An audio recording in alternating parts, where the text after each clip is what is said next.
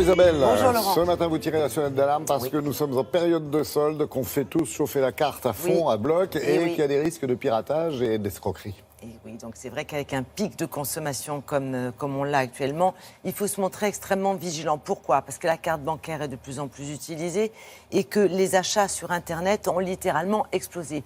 Moralité, évidemment, si les achats augmentent, le nombre de piratages augmente aussi. Et aujourd'hui, on est passé de 500 000 victimes d'une fraude, enfin d'un débit frauduleux par an, 500 000 victimes en 2010 à 1,2 million en 2016. Donc presque triplé en plus 140%. en C'est un problème qui concerne aujourd'hui près de 5% des ménages. Donc il faut véritablement faire attention. Donc on a quand même la police judiciaire qui veille sur ce souci-là, avec une équipe qui lutte contre la cybercriminalité. Nous nous sommes rendus à la PJ pour recueillir les conseils pour être encore plus vigilants, parce que c'est le moment. Alors, il y a plusieurs moyens de se faire voler ses coordonnées de carte bancaire.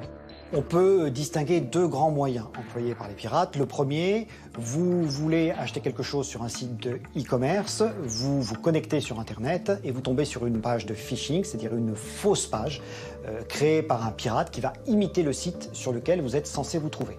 Et vous allez entrer vos coordonnées bancaires et tout un tas de données personnelles qui vont être ensuite utilisées par les pirates. Le second moyen, vous tombez sur le bon site, vous allez faire des achats sur le bon site, vous avez toutes les sécurités possibles, sauf que ce site-là va se faire pirater et toutes les données des clients vont être récupérées par des pirates qui vont ensuite les utiliser. Il y a plusieurs conseils que l'on peut donner. Le premier, c'est de faire bien attention à la sécurisation du site, à son ergonomie, être bien sûr qu'on est sur un site authentique, qu'il y a notamment le petit cadenas, que l'orthographe n'est pas approximative et que vous allez faire une transaction sur le bon site sur lequel vous avez décidé de faire vos achats.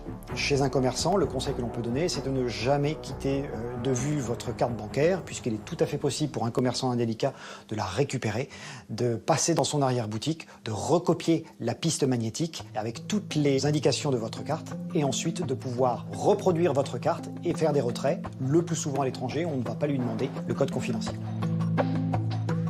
Alors on a deux manières principales de travailler. La première, c'est de développer un partenariat avec les sites des e-commerçants, avec les sociétés de scoring, avec également le groupement carte bancaire qui voit toutes les transactions bancaires et qui est à même de nous donner les transactions frauduleuses. Et puis la deuxième, qui est plus spécifique à un travail de police traditionnel, qui est d'intervenir au moment où l'infraction a été commise, de récupérer les éléments qui ont été donnés aux pirates par la victime et d'essayer de remonter jusqu'au point de compromission pour voir où les données ont été récupérées. Parallèlement, nous avons donc développé une plateforme Info-Escroquerie, qui est une plateforme d'accueil téléphonique où les personnes qui s'estiment victimes de transactions frauduleuses ou d'escroqueries sur Internet peuvent rentrer en contact avec des enquêteurs, des policiers ou des gendarmes qui vont les conseiller sur les démarches à suivre. Plateforme aussi, Isabelle, pour porter plainte ? Absolument, c'est en cours. La police judiciaire est en train de préparer cette plateforme de plainte en ligne pour soulager les commissariats. Ça veut dire que ça devient un véritable phénomène de société.